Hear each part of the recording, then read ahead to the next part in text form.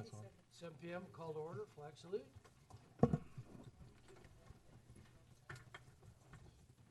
Pledge allegiance. Just to the flag of the United States of America, and to the republic for which it stands, one nation, under God, indivisible, with liberty and justice for all.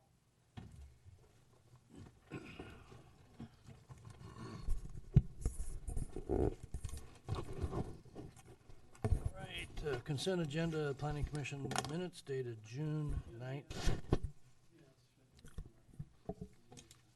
Any comments on that? All right. I don't see a problem. I Okay. move we accept it. Second. Moved and seconded. All say aye. Aye. Nay? Okay. Topics from the floor, limited to 5 minutes per topic, not from the agenda. Okay, Oh, we have a full house. all right. Public hearing agenda at 7:01. The public hearing is now open. This is a legislative land use hearing. Subject of this hearing is to adopt a housing needs analysis as an addendum to the comprehensive plan. The applicant is the City of St. Helens. Because legislative proceedings require the observance of certain procedural formalities, the commission must take a few moments to cover some preliminary matters and required statements. Does any member of the commission wish to declare a conflict of interest or bias in this matter? Okay. Does anyone from the audience want to object the ability of a commissioner to make a fair decision? Seeing none. Rules for the conduct of the hearing are set forth in a handout on a table in the back of the room. Generally, in order, the proceedings will be as follows: required statements, staff report, applicant's presentation, those in favor of the application, opposed, rebuttal of the applicant by applicant, close of the hearing, and close of the record, deliberations and recommendations. The following statements are to be made at the commencement of the hearing. Standard for the recommendation for the commission shall be based upon St. Helens Municipal Code 17.20.120.1, standards for legislative decision. All testimony, arguments, and evidence must be directed towards applicable standards previously listed or such other criteria in the code or plan which the person believes applies to the recommendation. Okay, Jacob? Yeah, thank you, Mr. Chairman. Jenny's going to give an overview of this. I just want to do a quick brief, though. So you're familiar with this, obviously, because you were the committee who worked on it. And we're finally at the stage. The consultants have rode off into the sunset. Remember that this was paid by the state, and it was a very quick timeline. And it was during the same time we were working on the Riverfront Connector Plan and a lot of other large projects. And so it was challenging, especially because the consultants seemed extra burdened by their several projects. And so there's a lot of quality control on our part. But we got through it. We're finally at this stage where we can adopt the thing into our comprehensive plan. And this is really important because it was something that we've needed for a long time. And now you and the council won't get beat up for not having it. You know, we have numbers to help substantiate policy changes, zone change considerations, and stuff like that into the future. And so basically what this is we're going to add this to our comprehensive plan. We don't have code amendments at this time. The window of time for that just didn't work out. But there's some recommendations in there. We'll take some of those, and I'm sure we'll think of other things. And it looks like this House Bill 2001 is moving, and so I'm sure, I think about the time we plan on doing code amendments will align with some of the things we have to do with that. Anyways, with that primer, I'll let Associate Planner Dim Show fill in the details. Yeah, thanks. So I just wanted to spend maybe 5-10 minutes kind of talking about the conclusions of this housing needs analysis. But first, as Jacob mentioned, you know, the last inventory we had of this nature was from 1998. So we weren't compliant with the statewide housing goal 10. So just really quickly, I wanted to read goal 10 to you because I think we kind of always skip over these goals, but in this case, this plan is to accommodate goal 10. So goal 10 requires buildable lands for residential use shall be inventoried and plans shall encourage the availability and adequate numbers of needed housing units at price ranges and rent levels which are commensurate with the financial capabilities of Oregon households and allow for flexibility of housing location, type, and density. So that's what this housing needs analysis does. It inventories what we had available and made sure that we had enough land available for each housing type. And that's what goal 10 is trying to get us to do. So with that, the main conclusion in the housing needs is on page 21 in the summary report. So I just want to spend some time going over what these numbers mean and how we can use them when we're developing policies to accommodate housing. So on page 21, I added some text boxes here that kind of help because there aren't really great headers. That gets back to what Jacob talked about this being a really quick project and quality control not being all the way there with our consultants.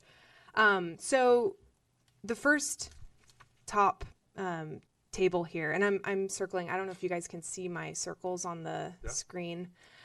So this is the number of dwelling units needed to accommodate a 20-year demand within the entire urban growth boundary of our area. So a total of 1,621 dwelling units are needed to accommodate our population growth and trends. And that's divided, if you want to get more granular, it's divided into low density, medium, high, and manufactured dwellings. So that number of dwelling units gets translated into a number of net acres. So for each dwelling unit, a certain number of acreage is needed. You'll notice that the most acreage is needed for low density because it takes up the most land. So this many dwelling units is accommodated in this amount of acreage. So then we take what acreage do we have available? So that's what the buildable land inventory did. And it looked at, it took out all of the environmentally constrained lands. There's a couple of maps here that takes out floodplains, wetlands, hazard regions, parks, open space. So you take out all the constrained lands and you end up with this much land available for each type of density. And then you take this available land and subtract, what we need, and you end up at this last column at the bottom here. So the numbers, the 293, that's a surplus, that's a deficit, surplus. So we actually have 400 acres available total to accommodate, 400 acres in surplus to accommodate all of the need for the next 20 years. So overall, that's a pretty good outcome, I would say. We're not entirely short on land. We don't have any major deficits. So this 8 number, I want to talk about that a little bit more. But before we get into that, are there questions about this table? Because I think this is really important to understand. This is the main conclusion from the housing needs.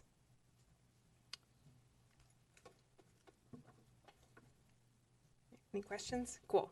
Okay. So that 8 acres.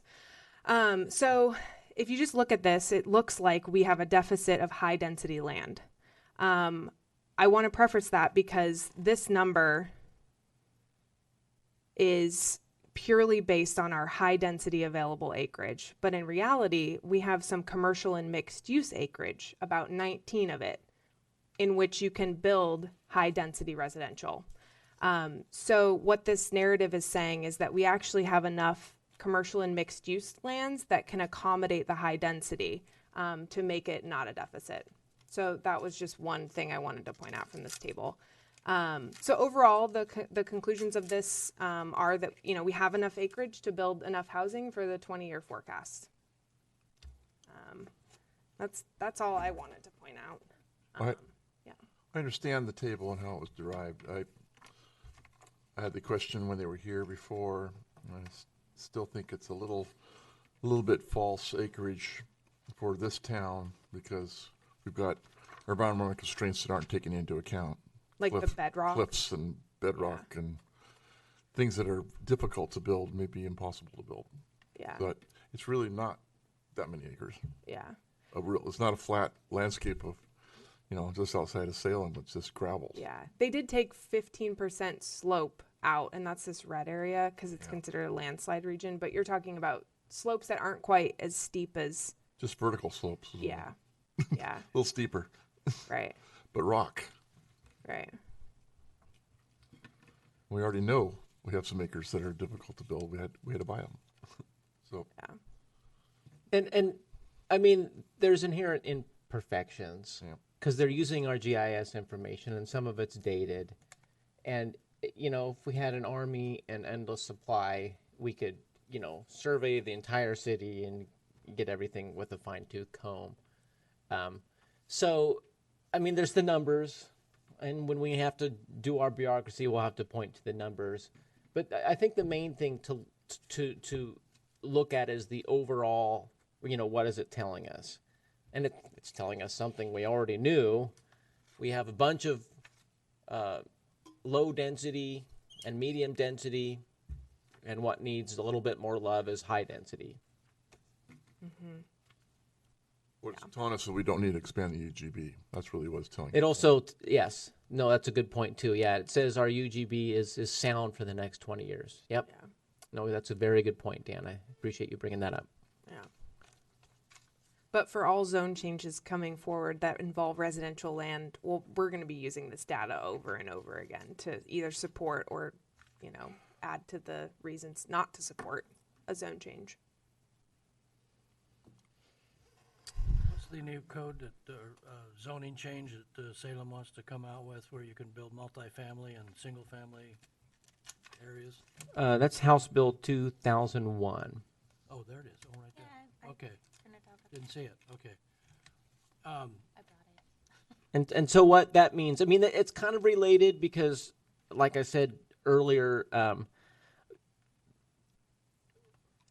if this passes, which it seems like it is, I'm not intimately familiar with all the processes at the state, but it seems to continue to move.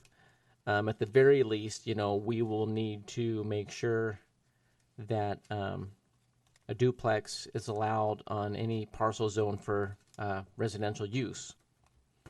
And so along with doing things like, exploring cottage cluster codes and stuff like that, we'll add this to it.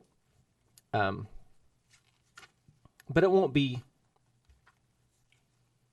challenging. I mean, there may be some pushback for people who live in R7 and R7 and R10 zone lands. Those are the ones that will be affected. All of our other ones that allow single-family dwellings allow duplexes. So it won't be a huge change for us, but it is something that looks like we'll have to do if this bill continues as it appears to be. Up on page 4, E, top of the page, Are you- underneath that, they should not be constructed within areas which are established and recognized as substantially well-maintained single-family areas. That's sort of, What are you in the staff report or the housing needs summary? Staff report. I am in the St. Helens Housing Goals and Policies. Staff report. Front part. Yeah. Oh yeah. So those are comprehensive policies. Let's see.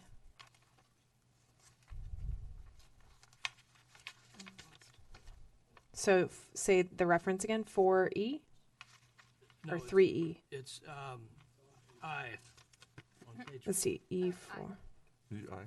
They should. Oh, okay. Permit multifamily developments which conform to the 3EI. following general. They should be. That's 3 EI. EI. Okay. 3 EI. Yeah, if you, I mean, if you get into the definitions, the development code clearly distinguishes what is multifamily versus other stuff, and duplex is a separate thing.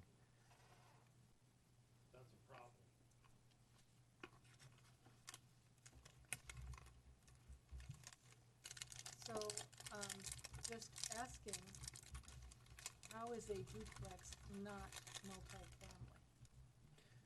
Well, I mean, it depends on the code. One code may call it that, another code may not. The way our code is structured is you have a variety of housing types currently. You have your detached single-family dwelling, and that's the standard type of, that's your one lot, one home. Then you have your attached single-family dwelling, one lot, one home, and space around the home.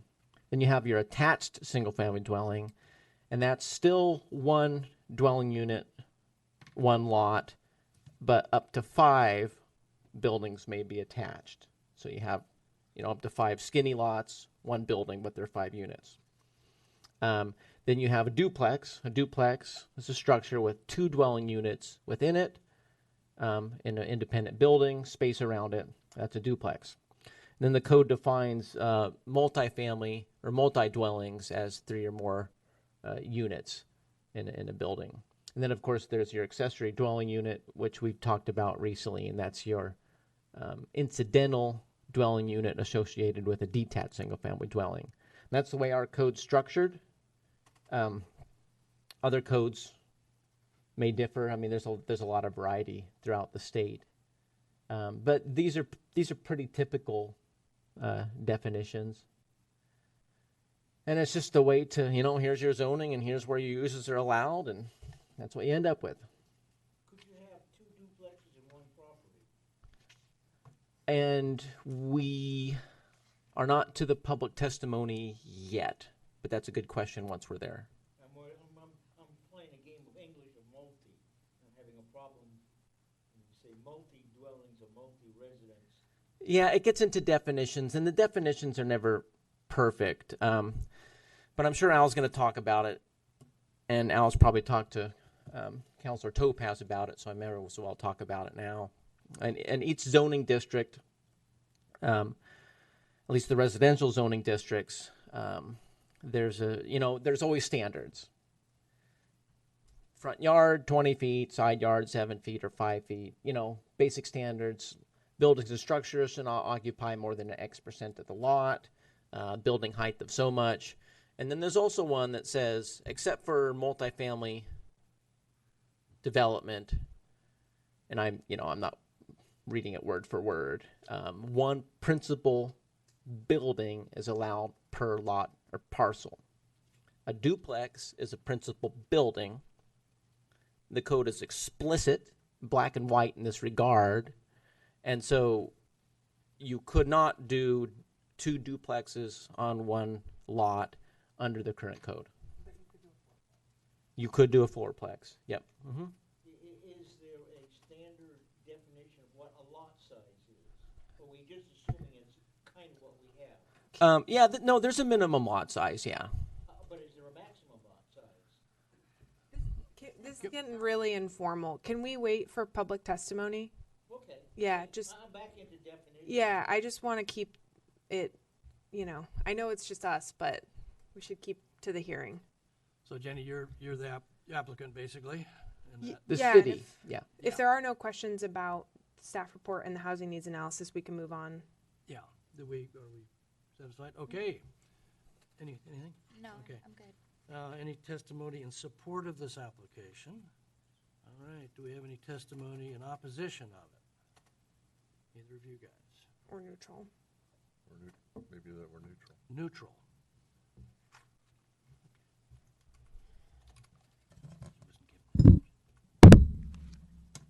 Al Peterson, 155 Clark Street. I just crawled out from underneath my house. That's why I'm dressed like I am today.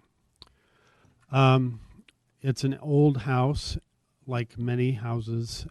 We have a aging housing stock because ever since 2007, we have not been building houses. 2 weeks ago, I listened to a report on National Public Radio, which basically said the United States needs about 1.6 million houses built per year nationally. For the last 10 years, we've been building about 1.3 million houses per year. And we have a huge deficit nationally, not just in Oregon, but nationally. And when I lived in Philadelphia, I was working as an architect, and for some reason I decided in my spare time to take a real estate class at the community college. And when I took the real estate class, it was interesting because they were talking about real estate finance. And real estate finance, if anybody goes to a bank to get a loan, the first question that a loan officer is going to ask you, well, how many units, if we're talking about housing? How many units do you want to build? And if it's 4 units or less, it can fall under the banking regulations of single-family residential loans. Once it goes above 4, and after it gets above 4, it sort of depends on the bank from then on. But once it gets above 4, it tends to go into the commercial. And that is a long established banking standard, which I discovered in this real estate class that I took. It's been that way for many, many, many, many years. The other interesting thing about Philadelphia is it's an old city. It was, I think it was planned, but it was planned more based on tax code, kind of like Holland and Amsterdam is famous for. It was planned based on your frontage because that's how much taxes you paid. The taxes that you paid was based on the width of your house. They didn't care how big the house was, but you paid for the frontage. Well, Philadelphia is very much like that. You've got row houses all over the place. And a lot of those row houses, the bigger ones, have 4 units in them. And you can get a standard residential loan on a 4-unit house or a 4-unit building because it has to do with a long-established banking standard that has nothing to do with zoning. So, 4 dwelling units in the banking world is not a problem. The city of Tigard just recently adopted new housing standards. They have cottage clusters. They also have courtyard housing. They also have quads, what they call quads. And then they tweaked their ADU code, which you guys have already done. And I think they also tweaked the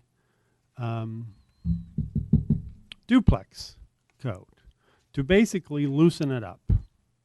Because they realized that for many, many years, now this is my opinion, about the 50s, when the first planned subdivision was built in Pennsylvania, it's called Levittown.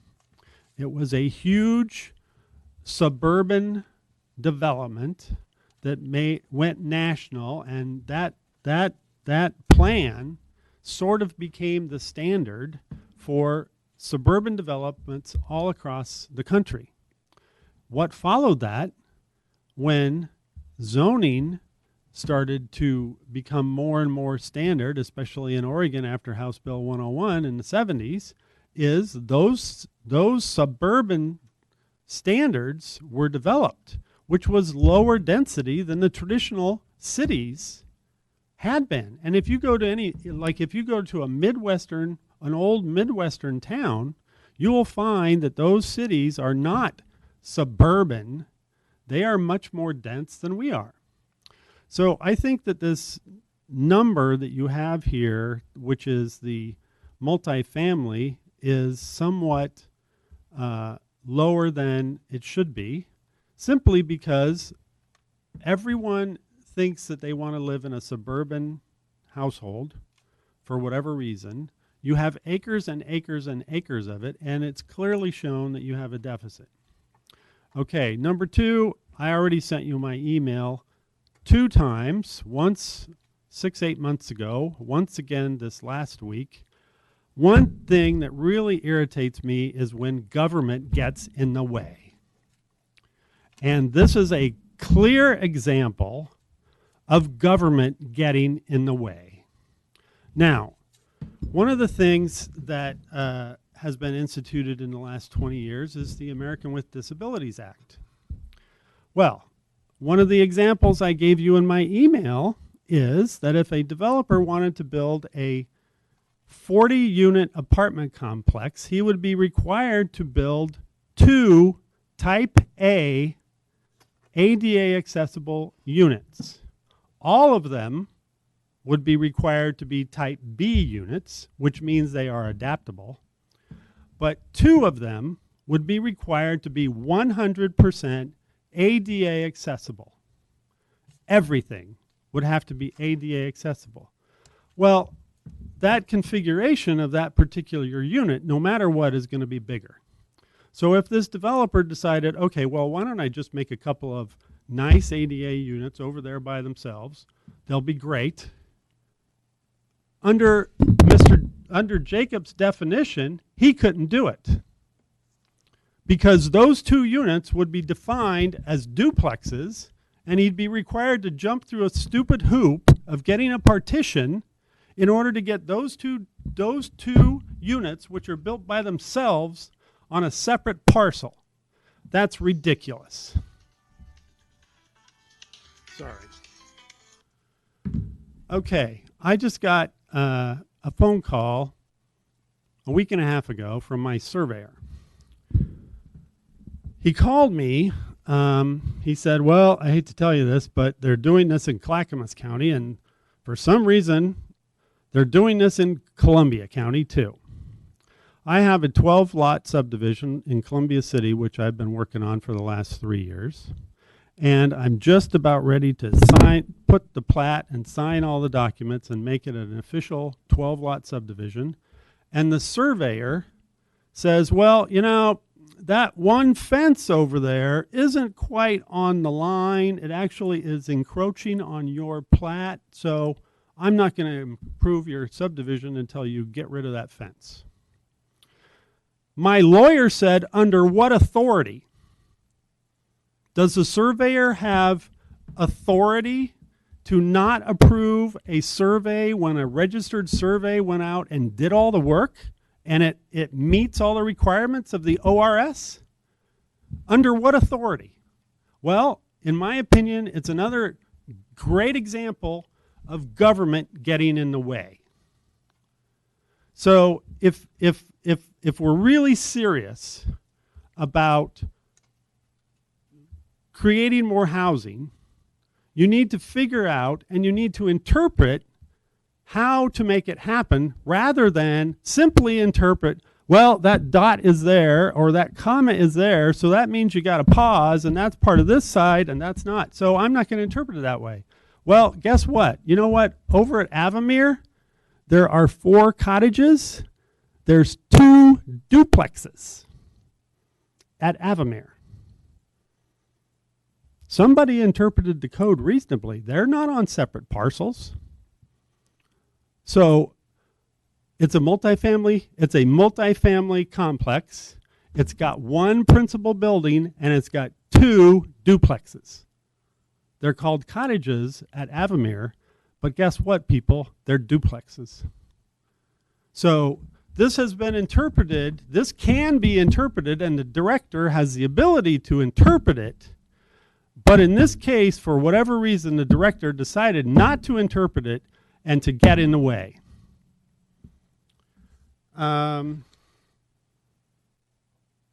That's all I have to say. Any questions, Al? Thank you, Al. Mr. Topaz? Steve Topaz, 360 St. Helens Street. And one way I'm going to follow Al. I was born and raised in the East Coast, lived in the Midwest, went back to the East Coast. One of the places I lived was Maryland. Maryland, the official lot size is 25 feet by 250 feet. Again, frontage and the row house in downtown Baltimore. If you take a look at the map of Baltimore, it's absolutely perfect square and rectangular road plans, street plans. Well, after 15 blocks in either direction, Baltimore grew up in kind of whatever way. And it's a southern state, so we had what we call land rent. You could rent ground. You couldn't buy it unless you took cash, and the ground rent was determined in the beginning and couldn't be changed forever. Basically, Lord Baltimore brought some of these laws and things over from England. And the game got really different after World War II because that was the first time regular people had cash. They came back from the army to buy ground. Well, by that time, houses, and we were moving outside the city, the state said, okay, instead of being able to build a house on one lot, they changed the rules. You needed 2 lots. Well, now you're 50 foot. The point is, as situations change, the building attitude changes, and if you've got some old rules and habits, you're in trouble. And one of the old habits that St. Helens has is we have a city plot that was laid out by somebody in San Francisco or someplace who never looked at the ground. So definition of what a lot is gets to be kind of funny. Now, I've got extra money in my pocket, and I've got some property over there. I want to put 2 duplexes on it. I got plenty of yard on either side, but the rule says I can't put 2 duplexes on my single property. I want to make money by having 2 duplexes. That's one of the problems with some of these rules. Now, the other problem I have is this low-income housing. I am very, very afraid of that. I've seen what happens when you keep building homes or living spaces for low and lower income. You end up with a large population that doesn't work. And the outlook of St. Helens is anybody who's making real money works in Portland or someplace else, drives out of here. They can afford whatever they want. But if we're required to have a certain amount of low income, there's no jobs here, there's no way of getting out, you end up with a peculiar economic burden on your town. You also take the problem of the character of the town away from us. We're getting state rules. This is what you got to have. You got to have so many of these. You got to have 17 of those, 3 of those, 4 on the upside of those. And all of a sudden you have a formula that locks you in. And so some of these rules we've seen in other places in the country don't work because things change. Some of these definitions are absolutely frightening when you look down the road 20 or 30 years or 50 years. Again, the East Coast has a lot of 50-year units where you can see it. So some of these definitions, what is a lot size? We've got lots in this town that have got some of the weirdest shapes to them, maybe in terrible places to build a standard house, but if you put a neat, architecturally significant building into it, but you can't by the rules. And that's one of the things, this high conformity in these rules is a scary thing. It's a good way to kill a town economically, socially, and we really don't want to lose our St. Helenism. So be careful on accepting some of these rules, and I know some of them are getting shoved down our throats, so let's try to keep the definition as wide open as we can. Like, what is a duplex? Where can you put a duplex? What's multi-family? One of the things that happened, and this is now goes to definition, in downtown Baltimore, mainly the east side, there's rows and rows and rows, and blocks of row houses. And to a great extent over the last couple of 100 years, a family, relatives and all, live in one block. And when there's a wedding, what they do is they crack out the wall between each apartment on the second floor, so you have a hallway that goes literally the whole length of the block because the family's having a wedding. And at the end of the wedding, you put it together again. This is that kind of hard unitization of a group. It was great in the 1690s and the 1700s. It's not real good now. So be very careful of these standardizations.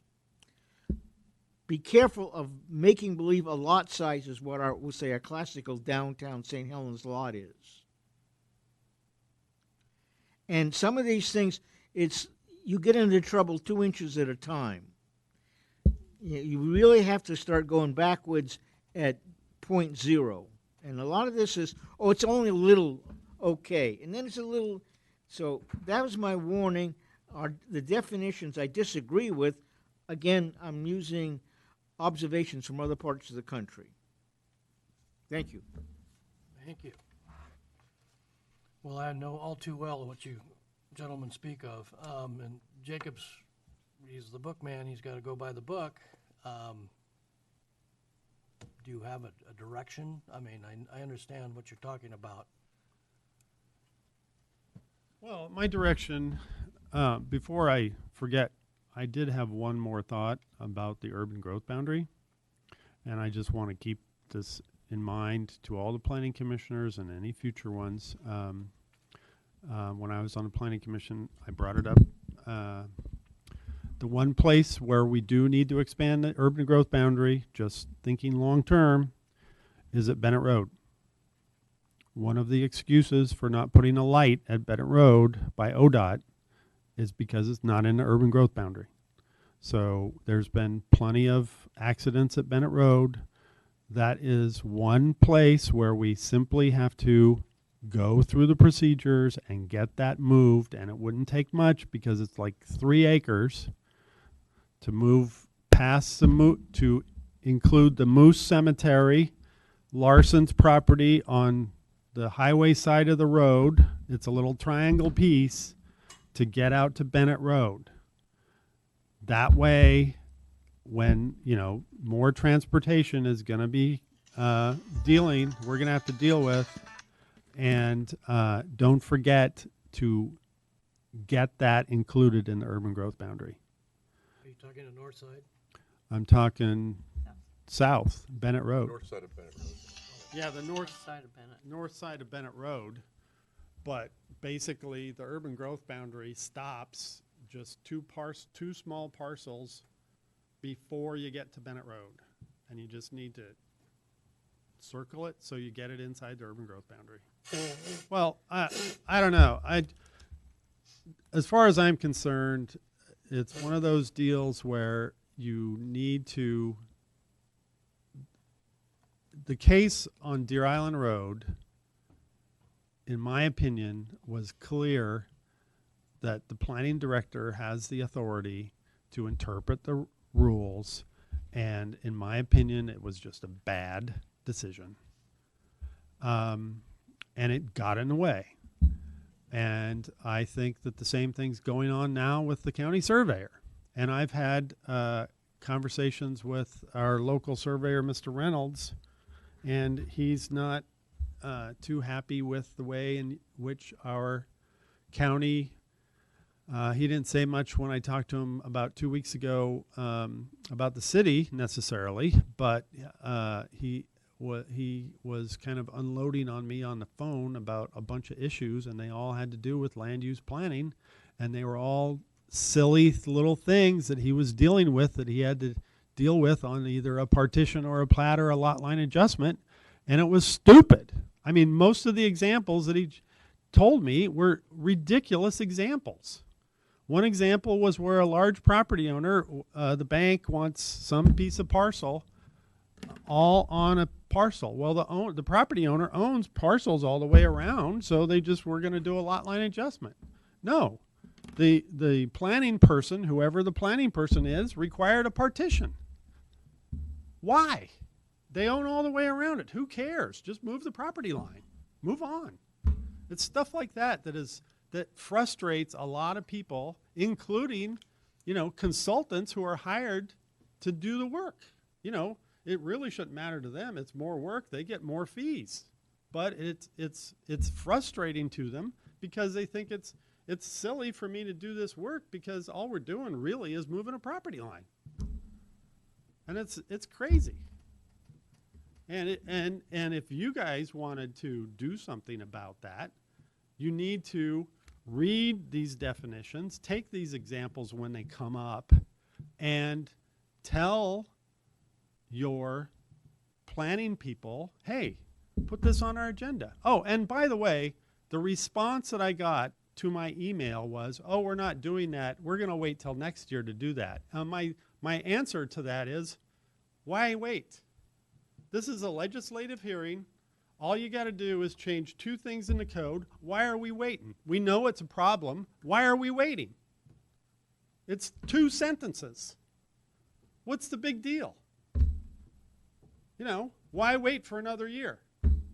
What's the old saying? Why not? Why do now what you can't do later? What's the problem? Great. Thanks, Al. I have a question for you, Jacob. Related to, so if this housing analysis basically says we've got plenty of UGB for these houses, how can we expand the UGB even a couple of properties? I mean, what's there going to be a reconciliation? The numbers don't show that. I don't know. I know I mean, it makes sense for there. safety things, but A lot of cities have had nightmares trying to expand their UGBs. There's the housing supply, and there's your employment land supply. And I know the state had some streamlined versions for affordable housing. I remember seeing something come up, but it didn't seem to apply to us. I don't know. That would take some research and probably a discussion with the state, and it could be very complex and time consuming. that's when they really get hard numbers to reconcile it, right? I mean, these numbers are going to mean something. The state's going to want something. So there'd have to be some other purpose. So we can't base it on residential. We know that. We have a fresh housing needs analysis that shows where we have our 20-year supply. And I don't know if there's some special clause for transportation need. I've never heard of that. And that may be something where you talk to your legislators to change something at the state. You can't annex a property into the city if it's not in the UGB, right? For the most part. I think there are some weird exceptions out there. I haven't, but not for St. Helens. We don't have any city limits outside of urban growth boundary. I know there are some cities that have that situation, and I don't know the history behind it. But annexing is a whole other thing. Our city limits isn't even close to Bennett Road. And what I don't know is how the signalization project, which is on the ODOT's docket to complete, once that's done, how that impacts the feasibility of doing it at Bennett. Yeah, there were other factors involved with Millard Road being signalized before Bennett than just the UGB issue. There were other issues. That isn't the only way to get a signal at Bennett, is what I'm trying to say, by expanding our UGB. Some more deaths there. Yeah. Unfortunately. That's what it takes. Yeah, I've talked to the ODOT before about questionable pieces of roads and turns and everything. They said they'll keep their eye on it and look at the skid marks and then make a decision after that. Yeah, ODOT's Science for you. ODOT's, you talk about bureaucracy, ODOT's they're big. Yeah. And sometimes it can be painful. All right, any more discussion? All right. We have a vote on And remember, this is for recommendation to the city right. council. to the city council to accept the housing needs analysis. Do I hear vote? I move to recommend it to the city council. Okay, I'll second it. okay, it's recommended and second. All in favor? Aye. Opposed? All right.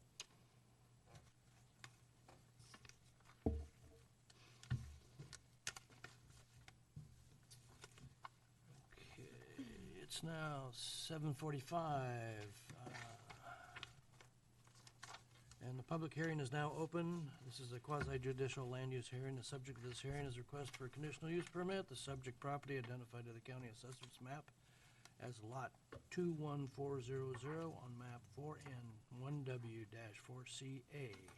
Applicant is William Lopez Romero. The owner is 1771 Columbia Boulevard LLC. Because the quasi-judicial proceedings require observance, certain petitional formalities will be taken a few moments to cover some preliminary matters required for statements. Does any member of the commission wish to declare ex parte conflict?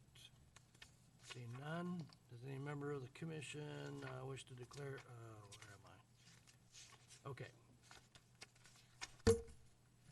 Anybody from the audience? We have Mr. Topaz out there. Seeing none. What did I do? Oh, our presentation first. Did I move on? I'm sorry. Yeah. Okay. I'm just trying to move through this. Yeah, thank you. We're done. I appreciate okay. that. Oh, Thank you very much. Any questions? Everybody say aye? I was like, wait, what? Wait a minute. That's too easy. All right. Take this. You can have that. I have my own. Do you have your own? That's the first time I've seen that. Yeah. Okay. All right. Okay. Do we have here from Jacob? Yeah, sure. So this is a conditional use permit, 1771 Columbia Boulevard, the old PGE building.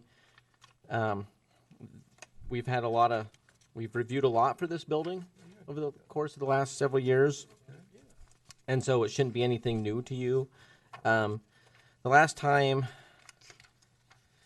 thing we reviewed was to put in automotive repair in the back portion of the building, and then there was supposed to be a pawn shop going in the front portion. That never materialized, and so the front portion has been vacant. The latest proposal is to put religious assembly in there, or church. And neither the owner or the applicant is here. And the main thing that we found as a challenge in this case was parking. And there's kind of a use conflict, so to speak. So religious assembly has a little higher parking count than a lot of other uses, and our parking code is based on, you know, the peak use. And interestingly, this property is split zoned, and you can kind of see that dashed line there. That's the line between the two zoning districts. To the north of that is our Holton Business District, and to the south of that is our General Commercial Zoning District. And that's significant in regards to off-street parking, because in the Holton Business District, adjacent on-street parking can count towards your off-street parking requirement. And so that, you know, that zoning district acknowledges older downtowns, that they're kind of funky, and so it has some of those flexibilities. And in this case, if the entire property was zoned Holton Business District, parking wouldn't be an issue. And I've been here long enough that I was here when the city created the Holton Business District originally. And so the history's kind of interesting, because this was the one property where a property owner said, well, I don't necessarily want the entire property zoned Holton Business District. And so the council was okay with that. I can't remember if that came up at the planning commission stage or not. Probably the only person who was here then who's present is Sheila, because that was about 10 years ago. I don't even think Dan was on the committee yet. Not quite 10, I don't think. So I don't know if you remember. That goes back a ways.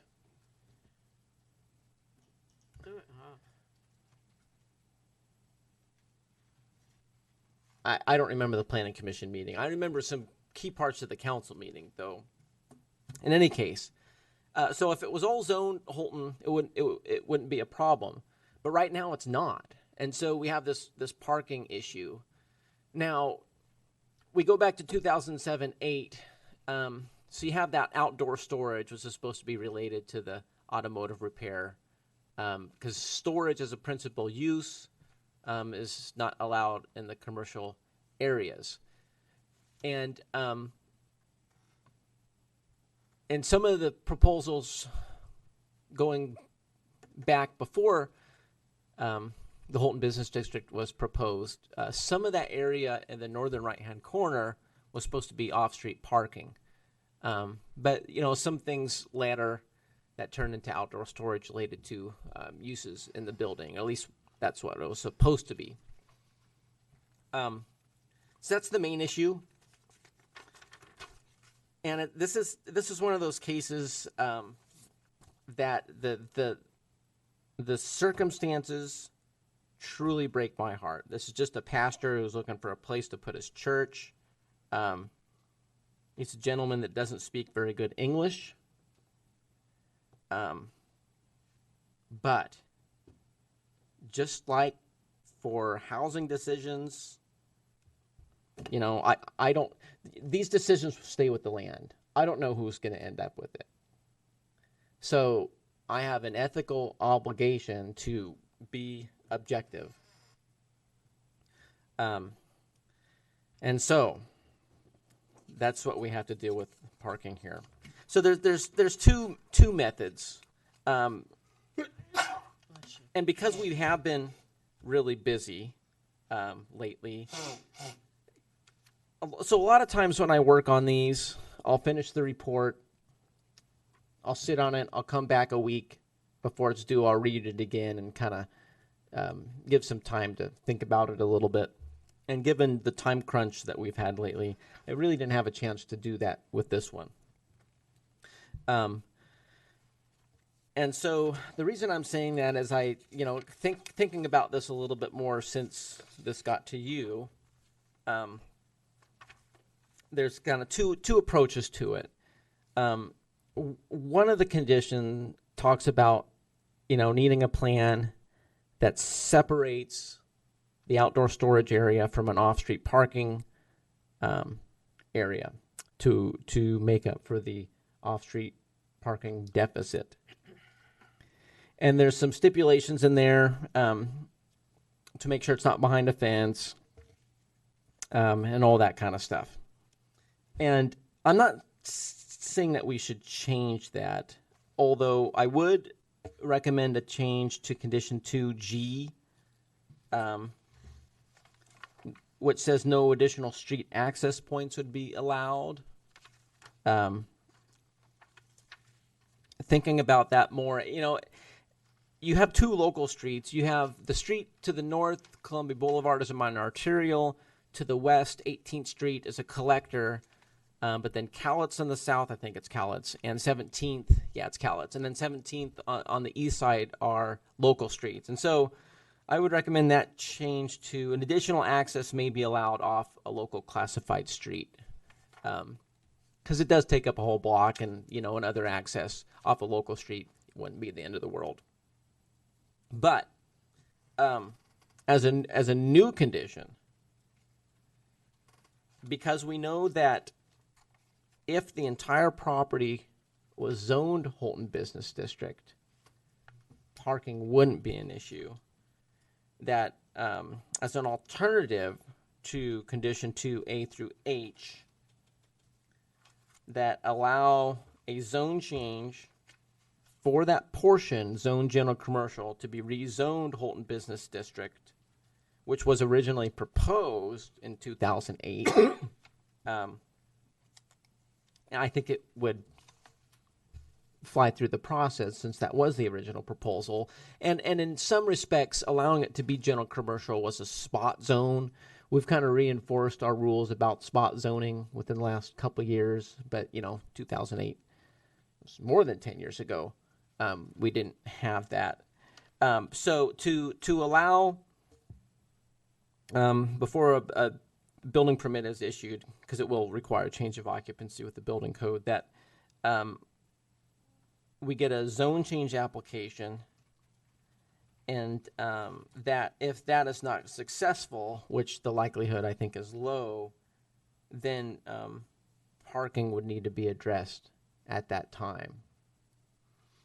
So it would let the use start. We have the zone change in place. The zone change goes through. On-street parking counts. We no longer have a deficit. I wish we could put a condition that says the owner has to apply for it, but I don't think we can do that. We just have to say, it needs to be applied for. So doesn't the owner have to The owner would have to consent to want it. to it? Yeah. Yeah, they would have to want to. And the reason the owner was concerned about it back in 2008 was because at the time, and if you recall, we fixed this. I think most of you have been in the planning commission since we fixed it. It said that in the Holton Business District, residential use, period, was not allowed on the ground floor. And we fixed that a few years ago because it was kind of damaging. And that concept predates me. That concept was worked out before I was with the city. And I think the idea was, at the time, the housing boom, there was a worry that residential was going to take over the Holton Business District. Of course, we learned that was a bad case, so we fixed it. So, what the owner said at the time was he wanted to consider apartments for that southern 3/4 and wanted it to stay general commercial. But that's no longer an issue now. Is it the same owner? Same owner. Yep. It is the same owner. Would the storage be denied in that one section then if it goes to the Holton District? That was not always storage for whomever. Remember when they had the upholstery place that was going in there? Oh, yes. Uh-huh. Yep. That was going to be kind of a parking and work area. Yes. So how did it become outdoor storage for what, the auto? The auto place. Well, there's a long history there. So back when, remember Thrifters Market? Yeah. It was there for a long time, mostly during the recession years. And it was PGE. Yeah, before that was PGE. So now this application predates me a little bit, but there was an application for sales of stuff, some retail, automotive work, and some incidental storage related to that. And then the RV thing didn't work out, and then Thrifters Market didn't work out. And then you had just storage, which isn't an allowed use. And it gets into the fine line of what's your principal use and what's your incidental or accessory use. And the definition of an accessory use is a subordinate part of the primary use, which is clearly incidental to the primary use. So we require outdoor storage to be screened. And like in the upholstery case, or even in the current automotive place, you're going to have cars show up, they need to be worked on, and so you need to have storage as part of that business. And so you have this outdoor storage area for the business that's screened like it should be. And kind of the squirrely thing on this property is the storage business. And we talk about that a little bit in here. About removing the signs and we're not supposed to have signs on fences, regardless of what they say. We Love residential policy in St. Helens, or, buy your storage space here. It seems like, in my observation, it's always been storage through most of those years. For most of those businesses. It didn't just start with the RV repair, but that seems to be ignored by the city. Like I said, it's squirrely. Is it only allowed the storage because of the auto and RV repair there? Yes. Yeah. If there was nothing else going on there, then there's no argument. There's not a storage business occurring. So you have to have a principal use. And they clearly have signs advertising it as storage. It's Yeah. And taking the the signs down doesn't change its use. And the reason it elevated in this case is because a new use was going on that needed more on off-street parking. And obviously, there's no room because of the quote-unquote storage business. But to be hard-nosed about it, if just taking the sign down and still have storage, it's still storage. Yeah, no, that's correct. I can't see any storage because the sign's not there. It doesn't mean anything. Well, that auto repair doesn't look like it uses that lot. I mean, they've got their own parking in front. They have a little bit. I think they use it some. I've seen it yesterday. It didn't see it like they, I mean, the whole access is around on the 17th Street, away from their shop. Yeah, I mean, I haven't stood out there and Yeah. watched them. I mean, it depends on the agreement they have a lease, if they get to use that or not. I just know there was a little sign that said, reserve these spaces for. How many members are we talking about in this proposed church? I don't know. Well, that determines how much parking Well- we need. And But churches can shrink and grow. So that's why we have to look at the code. And the code says you need certain amount of spaces based on the area. Because the area says you can have a potential congregation.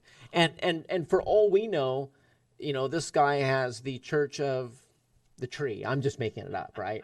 And let's say, it's strong and he has people flocking to him, and man, I need a bigger building.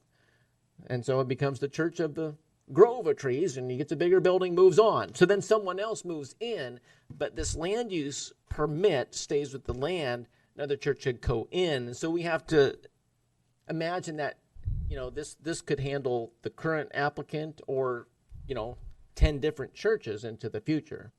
but the on-street parking on 17 is not available to the church for their parking requirements?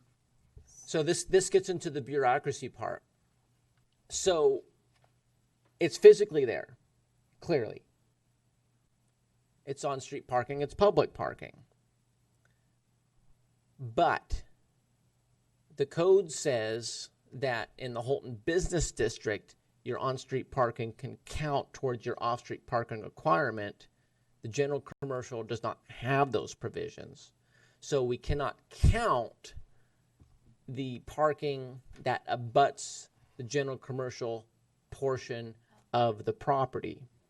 So if we reversed time and changed that southern 3/4 to Holton Business District, then the parking issue goes away and no parking improvements are necessary. So how does that happen? Does the planning director come to the city council and say, we have an issue here that is a problem in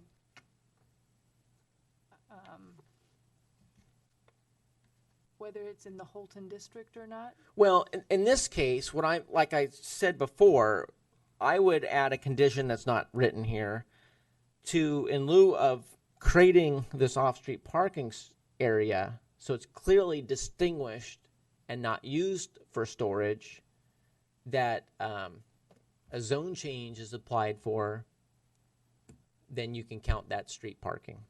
So alternative is So it would be initiated by the applicant or the owner, not the city. So the alternative is fitting in storage in the Holton Business District portion, or does it matter where it is of the storage lot, of the storage area?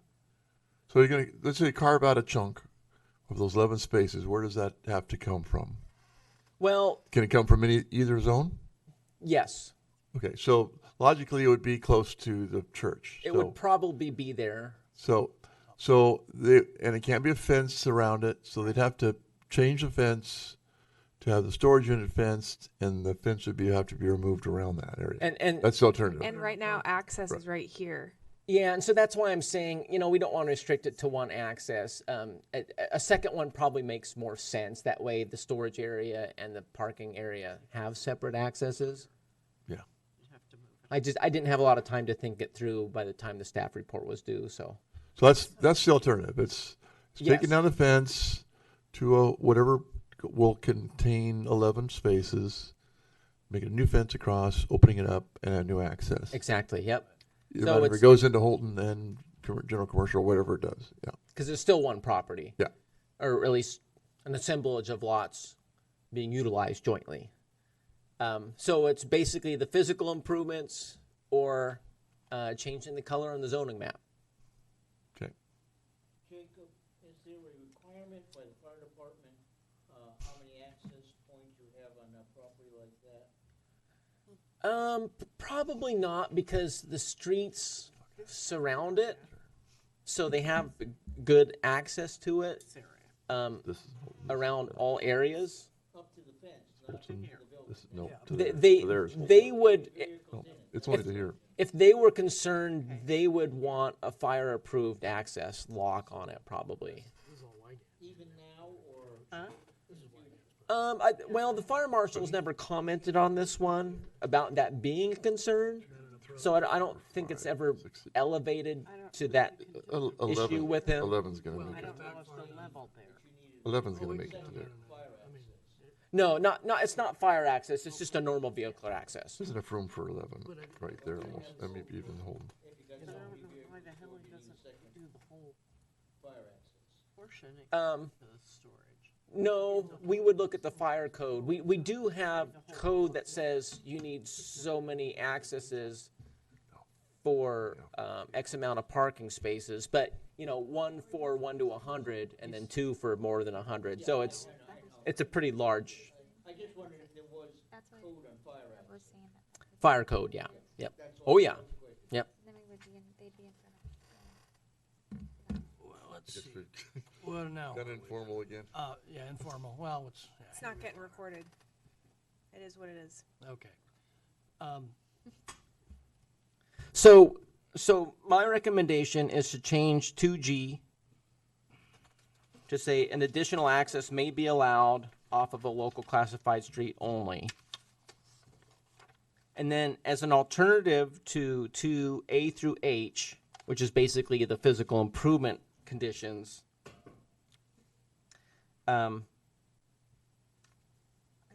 to allow an option for a zone change application to Holton Business District for the general commercial portion as originally proposed by file zoning amendment .3.08.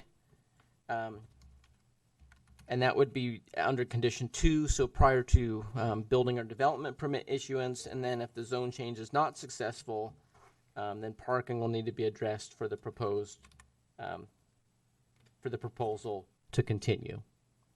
I don't think there's a lot of risk in that. There's a little bit, but not a lot.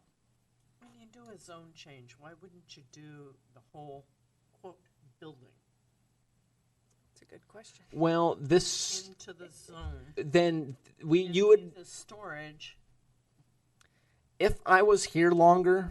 I mean, this was 2008. I started in 2007. I was still an associate planner. Skip Baker was still city planner. If this happened today, I would probably be like, well, we have rules that are a little more black and white about it, but I'd probably be like, this really isn't a very good planning practice to leave this little hole here. It was one of those, well, Is it Holton District all the way around it? Well, except across Cowlitz, it's residential down there. But on all other sides, so the original proposal was for that to be Holton Business District. There's no other general commercial near it. Do you want to see? I could show you really quick. Yeah, you'll see if It's- you look at the zoning. It's a sea of other zones. Well, the owner's gonna have to What's the see if depth of that's the a other benefit to him zones down the road, really. Across the street.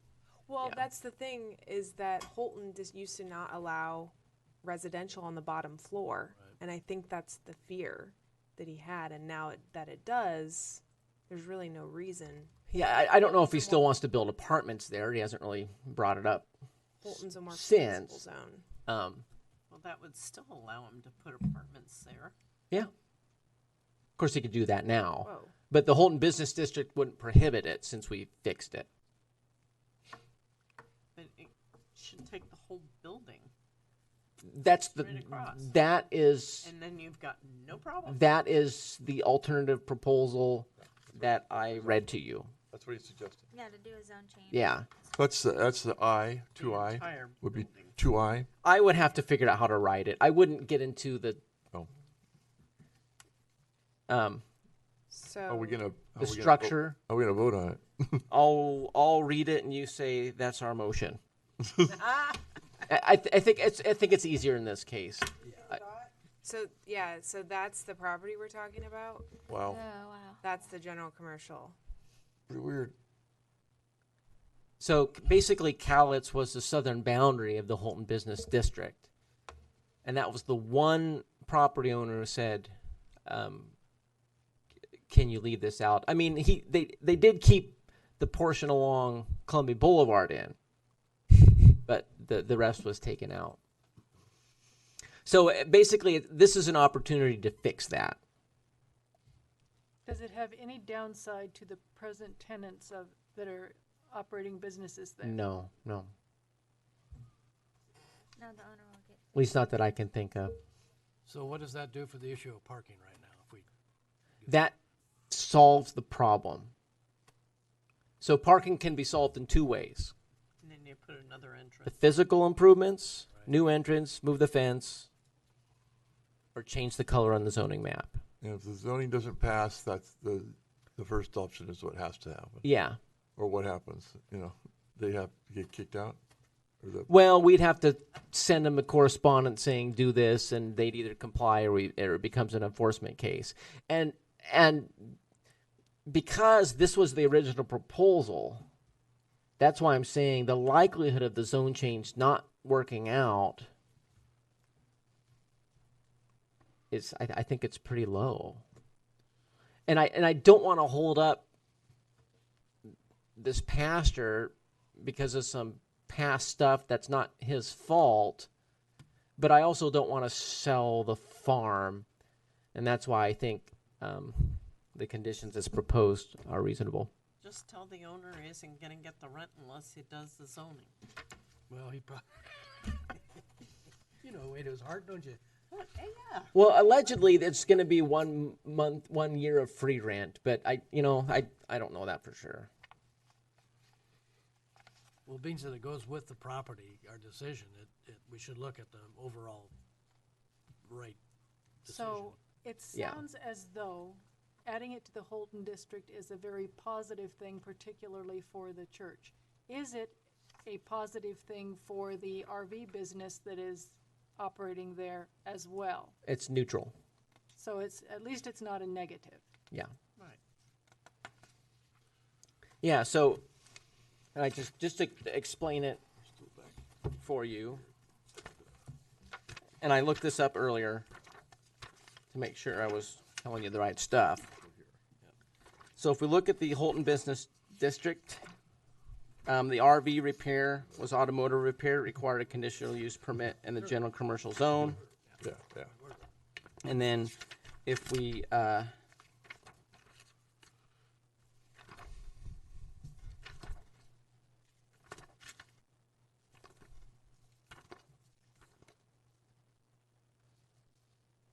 vehicle repair, service, and sales is also a conditional use in the Holton Business District. If the zone changes out from under them, it doesn't have to have a conditional use change for the new district. No. If it would have passed, it still passed. Yeah, and I don't think it would have changed the outcome of that either. Because they weren't building any new buildings or anything. There are some setback differences in the zoning district between the two. But it's really mostly incentives. The Holton Business District has a more flexibility of uses. It brings stuff to the street. It just really makes sense, to be honest. Well, who has to be the applicant? Well, I mean, we can't really say who has to be the applicant. Really should be the owner. But from a bureaucratic standpoint, as long as it's applied for, is what would satisfy the condition. So can the pastor of the church that would like to be there, can they be the applicant, or does it have to be somebody else? They could be the applicant, yeah. We just have to- Them or the owner. With permission from the owner. Yeah, with permission from the owner, yeah. Okay.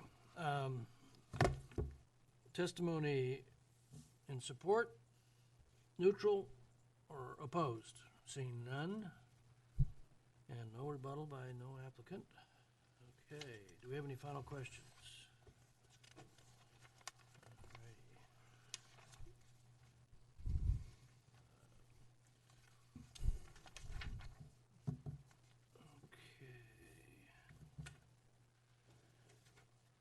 It's time for us to deliberate and vote. So I guess we've deliberated. Do we have any more questions? By the way, that's a 50 Mercury. So Oh, is it? yeah, that's a real popular customizable car. So Yeah, it's they a chop the top. it's a cool lower looking it. car, It's a lowrider. and it's no big deal that it's It's pretty good shape. for Yeah, no rust on it. because there's no tenant there. It's not as big a deal. But once you put a tenant there, Hey, you put the picture in here. So Yeah. we got to talk about it. oh yeah, no, it's I'm an old car nut. Sorry. All right.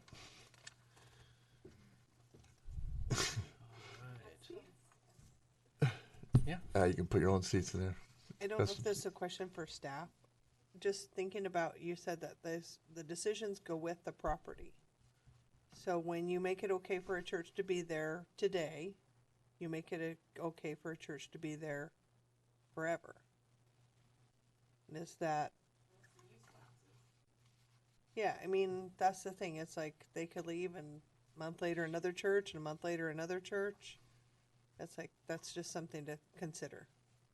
If that's an appropriate location, if that's the direction. I mean, the building's been empty, in my opinion, the 20 years I've been here.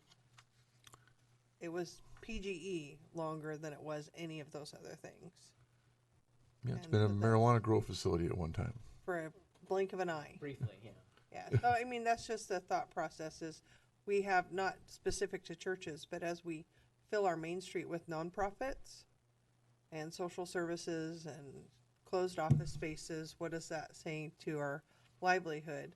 One of the members of the planning commission knows all about retail livelihood on Main Street, but it's like, how walkable are we if everything is an office or a nonprofit, and a church by and large is going to be closed 6 days a week. So it's like not bringing any more activity to Main Street. So it's like, want to make sure that we're well within our rules, that it makes sense for the application. That's the only thing. I can't make a decision. It's your decision, but that's just my only thought process is it's like, it's like, is a tenant at any cost worth the tenant? Well, it doesn't mean it would be a church again just because we approved it. It has to be empty for how long before it lapses? Well, and it also, 6 months, I think. there is a business operating on Yeah. that site, There's- and our decision may have a negative or positive impact on that business. It's difficult to guess. My Well- thought though is that the owner, the owner of the storage business is the same as the owner of the whole building, correct? So.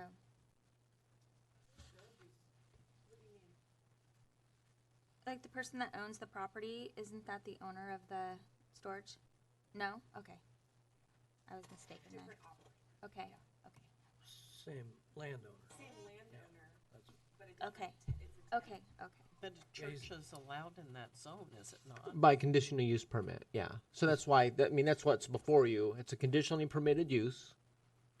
Well, one difference, speaking of Jenny's remark, one difference in this and say the marijuana grow facility is it already has businesses there besides a church. So it's not just a one use.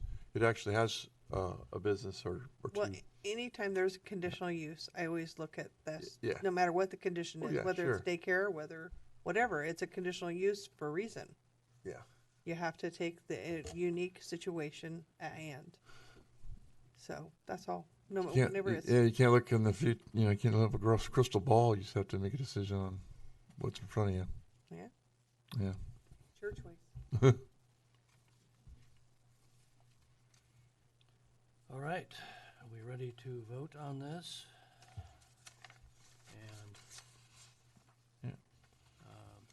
Jacob will, I can make a motion, rather. okay, I move that we accept the conditions as modified by Jacob today, including the language that he's going to craft regarding a potential for a zone change as an alternative to the physical changes as proposed. and G, right? Yeah, 2G. G. Yeah. Is that clear with everybody? Okay.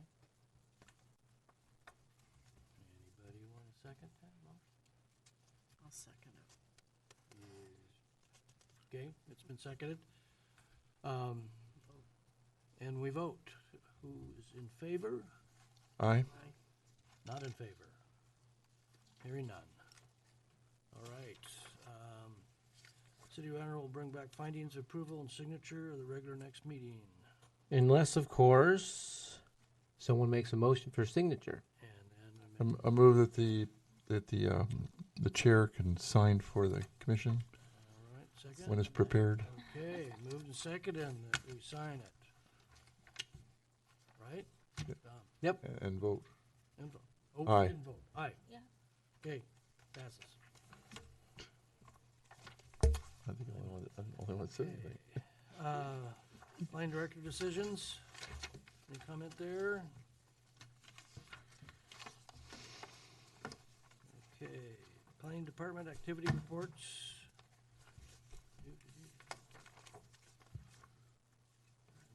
You have didn't anything? you didn't bring them today.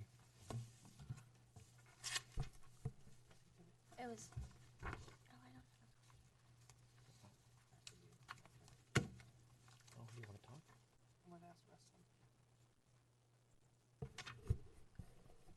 Can I ask Russ something? Yes, you may. I didn't know, just because you guys are here and we're not recording. Has anybody had any feedback about 4th of July? And about the weekend? From the standpoint of everywhere, Yes, specifically talking Sand Island or maybe. maybe? I'd like to get your input. This is my one chance every month to have you guys all together and kind of get you guys to litmus test, because you're neutral. You know? I had a positive comment from a neighbor whose grandchildren got to go out and camp on the island and had a very good time.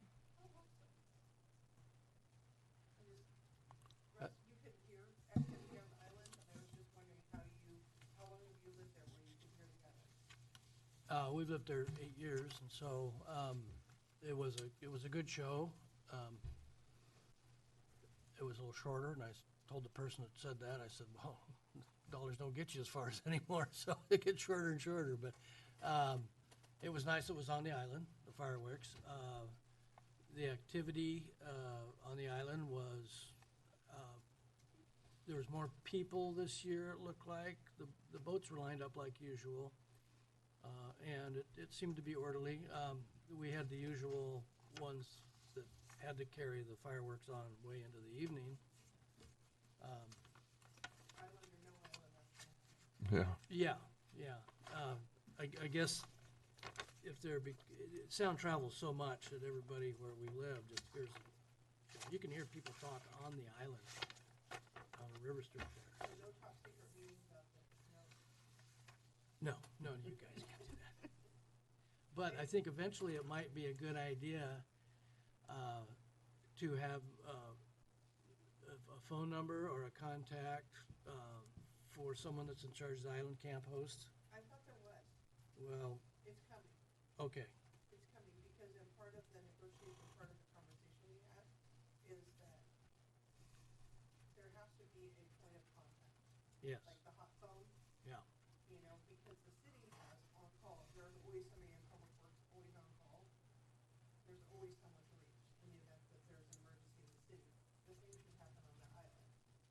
Whether that's the people at the store, whether it's Brad, or whether it's camp host, there should always be a point of contact. Yeah, well, emergency dispatch doesn't have any contact for somebody on working. It might be just that people run in, because there are camp hosts right now, it might be just people running the camp don't realize that they need to get Yeah. Well, if that can be put out publicly, posted at the store. and it's a store, I think, and not for just someone calling up to complain, for someone who wants more information or something, if they don't go on the website or whatever. Just in the last year, we put, because I've seen it in other parks, we put, if you see something wrong, please call this number. And we posted it on all our parks restrooms, because the water main breaks or something happens, you don't want it to sit there and gush for 2 hours. You know, until somebody figures out where to call, because not everybody lives here, not everybody knows who to call. But if you have a number there, you can say, there's no toilet paper in the restroom, and we're about ready to have a birthday party, and the people can get there in 10 seconds. But if we don't know what's happening, how can we be held accountable? Yeah. So do you want to speak directly to so the park, the island was hosted by a concessionaire that was going, and there was a shuttle and all that? Okay. I do have a comment about the 4th of July festival. It's a lot of complaints about not having porta potties. The line for women's restroom was twice as long as the elephant ear line, and that's a big long line. And yeah, that was bad. We had a lot of people. Yeah, there were some. They were in the park. They were in where the, because we went and we really Were there enjoyed it. We were there enjoyed somewhere? the tailgate, and there were some porta potties. There was a big long line of them at Where- the end of First, right? Like where Dockside is, kind of down there. That's Oh. where they were. And so I My wife would went like to have known in that. line, and I said, I'm not waiting in this line, but I had seen them, so I walked over there and used those, and they were very clean. I was very happy. Hmm.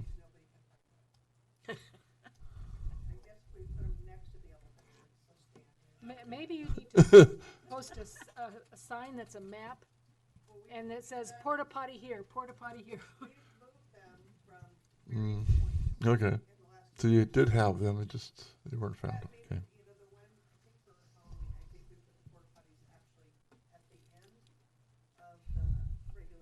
And there were Yeah, some that makes there. the most sense to me because that's where people are going to go. The restrooms, where the restrooms are. But yeah,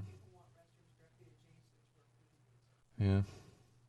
Well, And I know that health inspector is new and is like by the book, is what I'm hearing. Good. And he's given everybody a run for their money and keeping people on their toes. So that might be a reason why the last time I saw him here and this time I saw him somewhere else. So how about a row of porta potties right out there? Right here in this room. No, not in the room. Jacob's office. Because there are activities that happen In the park. there are activities that fill that entire plaza Oh. that begin at 7 o'clock in the morning. So I have to be honest, we cannot stay in St. Helens in our house for the 4th of July because it traumatizes our dog. So we skip town every 4th of July. The noise is just too great. doggy downers. We're giving our dog CBD. We do too, but Yeah. it doesn't it doesn't I need- combat explosions and boom. Right. It's always something, you know, they tried a laser light show and Yeah, how'd that go? massive complaints. There's no bang with that. That's Yeah, trouble. they're like, it's too quiet, and then there's the hybrid version that's low noise fireworks. So it's not the full cloud, and it's not silent. Well, I liked them off of Sand Island again this year. I mean, I wasn't here last year. Was he without Sand Island or the Last year was planer mill for 2 years? Okay. So I just thought I would get some feedback. I haven't heard anything negative about the camping on the island. And so because you live over there where you can hear and you're in a different social circuit than myself, I thought I'd ask. Well, as I said, our neighbor kids and grandkids went out there and camped and had a wonderful time, and they were just glowing about it. So it was a very positive review from them.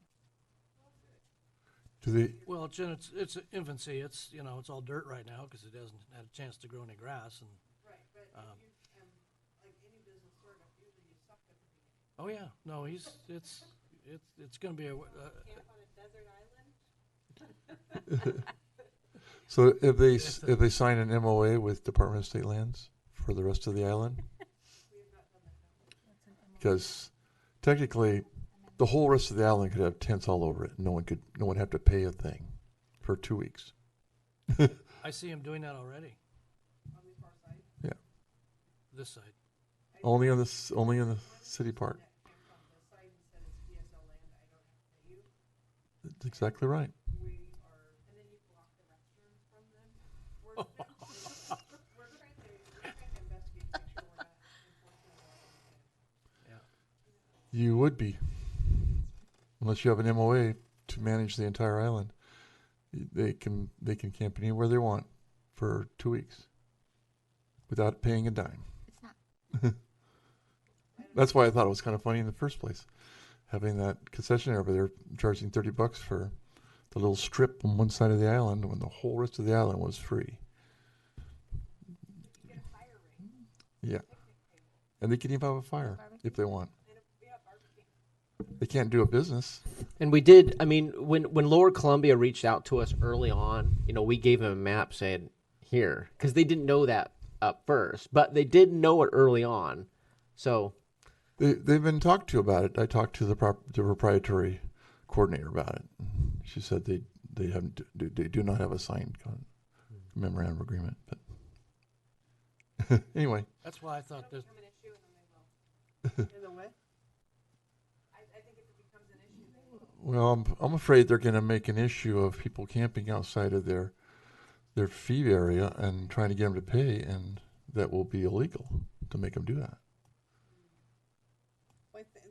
For me, the core idea was to have somebody else make it safe, make it clean, make it nice. Yeah, it's great. I mean, I totally. You know, and Nobody at DSL is going to be out there and doing that. To target the touristy summertime, because it's like people camp over there all year. You get one sunny night, people are over there, and it's like my understanding is they're not going to run it year round. So like it's nice in October, it's nice in April, and it's like you said, you know, I think the mayor even said people come pitch a tent on the far side and fish still, and it's like we don't want to prevent locals from accessing and doing their ritual stuff, but it's like why not take more money from visitors? I mean, it sounds kind of cheesy, but isn't that what we're here for? Being cheesy? Isn't that what business is trying to maximize your, I mean, I've always thought that with the Seattle to Portland or the Hood to Coast. It's like, got 10,000 people coming to town, what are you doing with them? Yeah.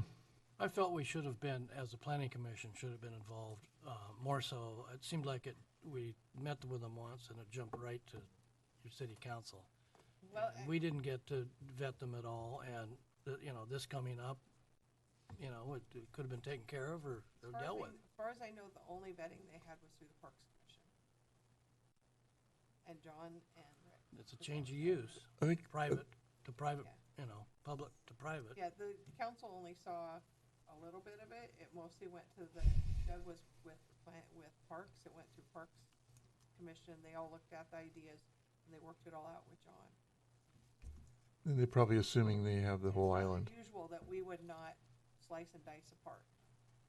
we don't decide where swing sets go either, so. Early on, they did, but I corrected them. Told us leave the swings alone. I know and you mentioned it in the meeting, right in front of them. You said it's only for this strip right here. Okay, anyway, not my problem.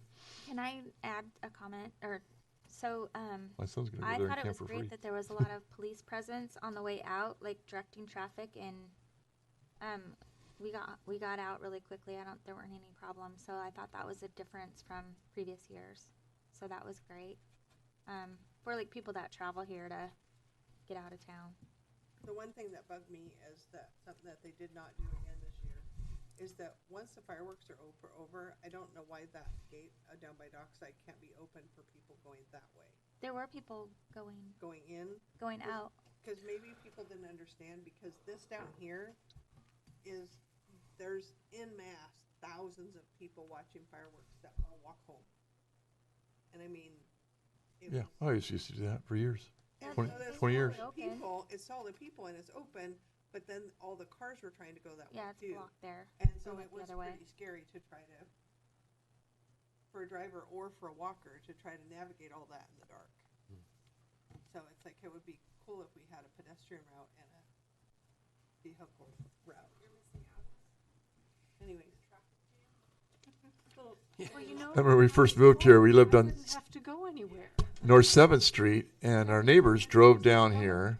They went to the fireworks. We walked, and we walked home. We stopped at a few private fireworks along the way. We got home long before they did. Yeah, the traffic going, when it used to go up over 4th Street was ugly. Yeah. Because I lived up there, we just sat out and watched people go by for 2 hours. But Yeah, out the other way though, it went it's smooth. Yeah. My next dog is gonna have floppy ears that protect him from the sounds. Hopefully that won't happen for years and Does years. does Put it some wear a foam thunder on it. jacket? Doesn't help. Yeah, we have it, we tried it, it doesn't help. We went to a park way out on the Or other weighted side of the jackets. hills.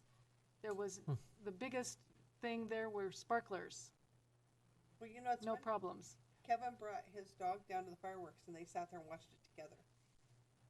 But he is named Rocky, so maybe that has something. Does he have standy up ears or floppy ears? Floppy, no, standy up ears. Hmm. He's, My dog's not afraid of anything. part pit bull, part They're dachshund. No, he's young and he's not afraid of anything. See, I followed Fireworks, the no big rules deal. 'cause I thought it said do not bring your pets. Yeah, he's like Schwarzenegger. He's like, So we didn't bring our pets. well, you didn't go to the park. He just stood up there in the thing. and Oh, walked by okay. it. He just walked down and I go, Rocky didn't mind. He goes, no, he watched him. That's fortunate. Well, but he's a shop dog. One question, He's used Jenny. power tools. Miscellaneous, Millard Road Park property. Yep. So Mackenzie's working on a concept plan for that, Yeah. and just on the park part of it. So we're trying to determine where the park boundary should be based on the amenities that a park in that area should have. Okay. So that's part of the process. And has city council started to talk about any other, The fact that this is news to me, I guess maybe I was napping or missed a meeting. Well, Because I thought all we did was decide a zone. no. That could include mixed use, that could include a park. We talked about zoning and we talked about what makes sense. But before we pursued the zone change, we wanted to figure out, because it's public lands now, and it makes sense that the portion to be reserved for the park remain public lands. Okay, so it's not gonna build a park, it's just gonna delineate park space. That's the goal, because the council wanted staff to explore what the zoning should be for that property. And we wanted to understand where we're going to draw the line in the sand between the public lands zone portion for the park and then the remainder, which, as I told the council, the logical choices are mixed use or R7. Right. But I had 2 points. And we didn't want to give any indication that we're making a decision on zoning because there's a public hearing process for that. So Oh, okay. Just for me, just since we're just having a chat, I have a hard time building more parks when we're struggling with park funding. I have a hard time delineating, creating a park when we don't have development. So it kind of seems like delineating park space makes sense. So then when you go out for development for bids, people know what they're looking at. Because right now, people will be like, wow, it's so big. But then when you decide this is all wetland, this is all parks, and then they know right away. They don't, their eyes are not bigger than their stomach. So the key, the first goal is, where's that line, so we can get the zoning, if there's anything left. Is it that bad? Well, They're just really on the not maintenance about piece, you know, Thad, our park supervisor, has been very involved in the park design process, and he's made it very clear that we cannot install any additional amenities and add maintenance costs to them until they get more FTE to support the parks department. So we've been sensitive to that, but we also know that a parks master plan is not something that you implement immediately. It's just, it is a design Right. for Well, people future. See the story in the paper and think it's a done deal, and it's far from a done deal. You know, it's possible, because in our comprehensive plan talks about preserving lands for future parks in places where it's underserved. This is an underserved area, and if Put in a bookmark, that's good. it's a bookmark, yeah, Exactly. there may not be a formal park there for 50 years. Yeah, Right, but a bookmark tells anybody that develops around it that there's not gonna be a house there, correct. Yeah. and that's fine. But I just don't want people to get the cart before the horse kind of thing. Yeah, and the thing about zoning, I mean, most people don't think that way, and it's hard to. Which But way? we are finding it just challenging to Long range plan. come up with a boundary. You know, there's a lot of wetlands on the property, and so it's difficult to have enough developable area left. That's our preliminary findings. Yeah, so that's why I kind of said if there's anything left. Jenny's been involved So with it's that. interesting how they could have put a hospital there. In the If it's all swamp. wetlands. It was Well, Well, that's they all were- that was going to be built there. They, What? I mean, That's all that was going to be built there. Right. Just the hospital. Right. Well, And a giant concrete. Originally, it was gonna be a school. right. they were avoiding it. They were impacting a wetland a little bit, Yeah. but they had a design. It was through the county. The hospital district was voted Yeah, but now the just as I city moved owns out here. Oh. So what, It was That's like, why I what are wanna these crazy make people sure thinking? so Jenny, isn't it the mitigation areas plus City council just say, well, just some National Wetlands Inventory map wetland or something? Or the local inventory map wetland, Yeah, but not delineated? So I reached out. I can't remember the specifics now, but that wetland that you thought was not significant to the north ended up being, we needed to avoid it. The one closer to the creek. Avoid it, why? I don't. You said that we could potentially get it removed from the map, and it's very. I'd not- say it could be removed from the map. But Yeah. if you delineate it and it's smaller or isn't Yeah. actually there, I mean, the site conditions. it's not been delineated, It, so it wouldn't has. Oh, it has? Yep, it has. Okay. Maybe that's what. Yeah. So he gave us a delineation okay. that had expired, but it was recent enough that we could say, okay, that's probably. the Okay. boundary. Okay. And I had it in my thought- stack of stuff, and you said that, and I forgot what I had That's because it's right. been a while since I worked on it. So then Jenny talked to DSL and To "Here, look Danielle. at this I got map, the Daniel? and then I looked through my Daniel. stuff, and I'm like, And oh, son of a gun, Daniel I had Evans, this yeah. map all along.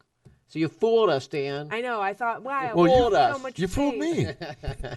No, it's People all the time say it's the delineation when it's really the wetland inventory and the other way around. in this so. case, it's actually. Yeah. Well, good. Yep. Good. I feel better about that. Then you have something real to work with. We do, yeah. Good. so we'll be seeing this eventually in time for the rezoning or For the zoning zone change. Yeah, yeah. Park site plan isn't really your wheelhouse, but And unless for some But reason, if it's part of the whole parcel, wouldn't that want to be brought? well, zone change you never consider the development. You know, you don't. That's not part of the criteria. Is what's going. It's just a zone. It's just the zone. Yeah. I mean, it's the city's going to be the applicant, so obviously we're going to say here's why we're doing it because that's part of the story, and so the other component of that is the access easement from Chase Road, which says it has to be vested by I think May 2021, maybe 2020. So that's the other component is to make sure that's vested. So if we get this parks master plan for this property, then we may want to implement a mini phase one to vest that easement. And I'm probably not making much sense at all to you unless you remember the presentation I gave to you last year. Kind of. But so if you recall, that whole property wasn't ours. Only the top, I don't know, 2/3. The bottom third was the hospital. Of course, the hospital didn't work, falls in the county's hands because we had annexed it for some various law. It ended up in our hands. So now we have the hot potato. So all of a sudden we have the whole property, from Maple Street all the way down to Millard. And of course it was controversial. So people are saying, oh, you got to do something. The council feels like something should be done. And because it's on public lands, there's not a whole lot you can do with it. That's what prompted the whole zone change, Parks Master Plan. But the other component is just to the west of that property, not adjacent, but not far off, is Chase Road, a little dead-end road. And when the city obtained the property from the school district, because this is property owned by the school district for a long time as mitigation lands for wetland impacts on school projects, the city acquired an easement from two property owners that goes across that would have went around the hospital property. That access can still be valuable, especially because you have the wetlands and stuff, which kind of creates some encumbrances. But the catch is that we have to have a development proposal, which is an application submitted to the local government authority on that. And so our feeling is, okay, if we have the parks plan and there's some basic thing we can implement like a trail, that's a way to vest that easement. So it's zoning, it's council desire to do something with the hot potato and vesting the easement. If I remember from 15 years ago, when I was partially through it. There's a partial trail, yeah. Yep. when I was permitting that, there's also potentially a long linear wetland just outside the property that I would have to cross, if I remember I correctly. wonder if that's the drainage ditch. Kind of a drainage thing, yeah. Oh, is that on the Yeah, delineation? It's on the wetland map that Oh, good. that Oh, good. Daniel Daniel. Evans gave me. Yeah. Oh, good. Yeah. I think it Interesting. drains into the one that was delineated by the creek. Yeah, Yeah. good. No surprises then. Well, I'm glad it's on Jenny's radar. Great. Any other items? Okay, next meeting, August 13th. Oh, I did have one question though. So speaking of zoning, we made the zoning decision for the Leahy property, and they had a plan that we were supposed to look at because it really wasn't the plan that we were approving. We were only approving the zoning, right? For the Leahy property? Yeah, next to the Legacy site. The old- next to the legacy. Legacy. Ken Leahy, Greystone, whatever. Oh, I don't remember a zone change. Well, it was a It was a subdivision. That was a subdivision preliminary plat. Yeah. oh, okay. I thought it was. We I did thought was we couldn't think about what they were going to build there. You that think was- you're remembering the Matson. that was probably the old Violet's Villa property. No. No. There was, I think what you're thinking about is there was all that residential in the back and now there was mixed use. No. We couldn't. Wygant's zone change was another recent residential one. No, it was. There was some different zoning districts. We approved them to make the skinny lots there. Yeah, that was Greystone Estates. That was a Leahy. one. Right, but we didn't say what they were could build there. We didn't approve any building particular plan. They could be row houses 10 wide or 2 wide or 3 wide or 4 wide, doesn't matter. Well, it does matter. We didn't make that decision. No, but one of the conditions based on the lot sizes is the only use eligible for the majority of those lots. So that was an 80 lot subdivision. 2 of the lots were large for potential commercial projects, which are to be determined 78 were residential lots, the great majority of which were of a size and a dimension that the only residential use possible is attached single-family dwellings, which are rules, we have rules about those, no more than 5 together and all that stuff. I think they told us they were going to do 3, I think. But that wasn't part of our Groups decision. of 3? No, Yeah. that wasn't your decision. Right. Because that, who knows what builder will So do get- it, and each builder is going to have a different vision. Okay, so that comes to my question then. So it looks like they're prepping the ground for that, whatever that development will be. Is that correct? If they come in with something, I guess what I'm trying to ask. Yeah. They come in with something particular now, Because specific. they wanted to get the sewer line ready, and we've been talking with AKS, their consultant folks, on getting construction plans in. So it's still the subdivision. They still want to create the subdivision. That's right. We just made it a subdivision decision. That was it. Yeah, Okay. yeah. No, it wasn't a zoning. It was I remember now. It Yeah. was a subdivision. Yeah. So we're cutting up that pie. Yeah, but they haven't come in with a plan. Yeah, I don't know what kind of toppings they're going to put That's on the my pie. question. Yeah. They haven't done that yet. Okay, No. that's. No. I just wanted to And know. I don't think Leahy is interested in developing. He just wants to create the parcels. He may keep the commercial ones. He's talked about having buyers for the residential ones, but and He tends to do that in other parcels that I've worked with him on. The Warrenton Walmart, for instance. yeah. He prepped the ground. Walmart came in and built it. It wasn't. He didn't build a Walmart. Yeah, that's kind of That's his style. Yeah.